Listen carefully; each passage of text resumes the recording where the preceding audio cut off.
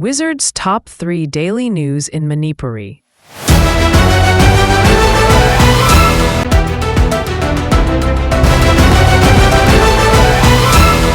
Kokomigi Tachuk na pangthorakpa relationship in protest loisin kre.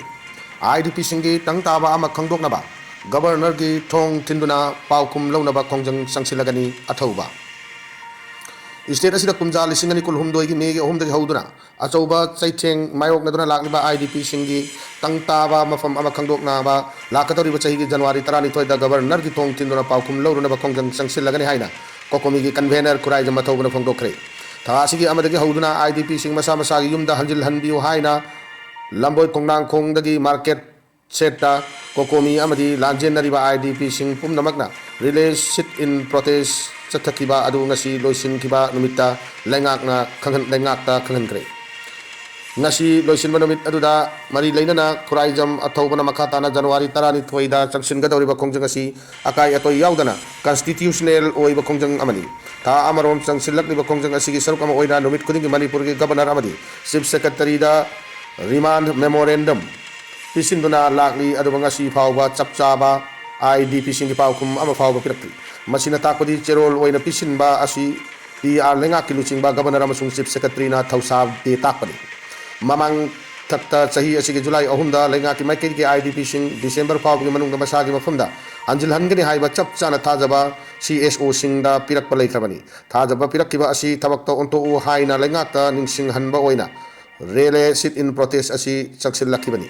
laibak thibadi mana pangba amagum tasin nadana ngasi phawba leiri haujik state asida leirakliba PR lengak asi miyang gi awaba madi apamba khangdabana state sida leibagi mathau tadre koi saunaraba miyam amadi IDP singna PR lengak asi Delhi da halhan kinaba ihau lakal lagani paliba PR lengak asi miyam gi oidrabra haibasi achoba wahang amani mak makataradna chahi ani makai helaba matam sanglaba irang asida leibak asigi citizen oirabasu awaba kaya mayok nadra lagliba IDP singi pangpam thokpa hak matuna leiri relief camp ta IDP singna kayam kuina awaba khangduna lehan kigadawri lenga ki maike dikin kasi phawba mayek sengbo afam amata phongdorakpa leitri maram aduna governor gi leifam oiriba lok bhavanda thong tinduna kokomi amadi IDP singna IDP singi tangdang ba phire ama kanghalu haina paukum loba chatlagani kongjang asida leibak miyam na su saugat piu haina mahak na makata na phongdokki MLA Yumnam Khemchand India gi ahanba oina traditional taekwondo da manga subadan fangle rural development minister oiramba BJP gi MLA Yumnam Khemchand South Korea gi global traditional taekwondo federation manga subadan pirakre Seoul da pangthokpa torama mada global taekwondo federation gi president Jun Lee na luchingba grand master tarukna Khemchand da manga subadan gi certificate kusinaki India ki national traditional taekwondo martial arts ta manga subadan fangba mahak na hanbani kumjali singani kunmari ki October da global traditional taekwondo federation na pangtokpa changyeng da mai pak padagi manga subadan fangki aduba matam tu mahak kanglu kirang na maram oirka Manipur thadok ya khidabana certificate lobo chatpangang khide masagi chari humphuri thoi surba Khemchand kumjali singam ga chamapan marfuga ni thoida all Assam taekwondo association ki founder president oikibaga sana achi chawkhat na bahona bada maru oiba thaudang loduna laki mamangda mahak taekwondo federation of India ki vice president oina su thabak puramle imoinu nga mela hayeng ayuk pung mapan dagi nungtil pung ama fawba hapta kangjay mungda pangtok kadawri nga keji lak ame henna putokani ima kaitel da cold storage sanaba kanari fulen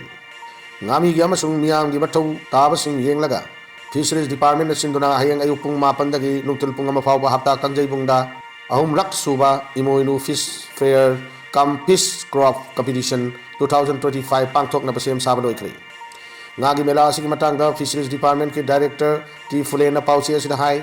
imoinu fish fair asida nga keji lak ame hena puthok na pandam thamli imoinu imagi thauirat thauni asida maram lamdam asigi miyam na phajaba masung ahing banga makal suna phanghan na pandam fair asi pangthok pani tongan tongan ba district singda gi lak ngami kayana saruk yagani punni store chama yang khairom hangna ba sem sari yamno maru oiba nga ama oina imoinu numitta katna riba lamdam asida yok chaba sareng chu keji ani gi mathakta putoktuna miyam da phangangani sareng sing asi keji mari dagi na manga lom phawba lum na phangangani haina ngami sing da paw piraki masimaksu miyam gi oina yamna nungaiba oiragani pengba ngaton yauna rau grass cup na singba makal kaya asi putokani fish fair ꯑꯁꯤ ꯄꯥꯡꯊꯣꯛꯂꯤꯕꯁꯤ ꯉꯥꯃꯤꯁꯤꯡꯒꯤ ꯄꯣꯠꯂꯝꯁꯤꯡ ꯌꯣꯜꯍꯟꯕ ꯈꯛ ꯅꯠꯇꯅ ꯉꯥꯃꯤꯁꯤꯡꯒ ꯂꯩꯔꯤꯕ ꯃꯤꯑꯣꯏꯕꯒꯤ ꯃꯔꯛꯇ ꯍꯛꯊꯦꯡꯅꯅ ꯎꯅꯕꯒꯤ ꯈꯨꯗꯣꯡꯆꯥꯕꯁꯨ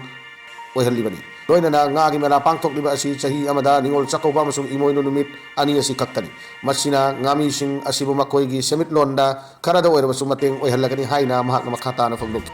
ꯑꯩꯈꯣꯏ ꯀꯩꯊꯦꯜꯒꯤ ꯏꯃꯥꯁꯤꯡꯗꯁꯨ ꯑꯩꯈꯣꯏꯅ ꯑꯄꯤꯜ ꯇꯧꯖꯅꯤꯡꯕꯁꯤ ꯃꯊꯪꯃꯨꯛꯀꯤ ꯆꯍꯤ ꯍꯥꯏꯗꯤ ꯃꯊꯪꯃꯨꯛꯀꯤ ꯀꯩꯅꯣ ꯇꯧꯔꯛꯄ ꯃꯇꯝꯗꯗꯤ ꯏꯃꯥꯁꯤꯡꯁꯨ ꯑꯩꯈꯣꯏ ꯁ꯭ꯇꯣꯜ ꯐꯖꯅ ꯄꯤꯖꯒꯦ ꯑꯗꯨꯒ